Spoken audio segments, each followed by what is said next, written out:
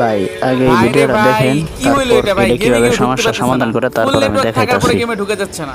তো গ্যাস, বিশ্বাস না হলে এখনই তোমরা গেমে চেক দাও ঢুকতে পারতেছো কিনা, আর এই ভিডিওটা বেশি বেশি তোমাদের বন্ধুদের কাছে শেয়ার করে দাও, তারাও যেন এই মুহূর্তে চেক করে দেখতে পারে। ভাই এই গেম আমাদের ইমোশন, মাথায় তো কাজ করতেছে না। বেশি বেশি শেয়ার করে দাও সবাই। এই কাজটা করার জন্য প্রথমে আপনারা চলে যাবেন আপনাদের ফোনের হোম স্ক্রিনে যাওয়ার পর ভিপিএন অন করবেন। ভিপিএন যেন অন হয়, বুঝছেন? ওইটা অন করে তারপর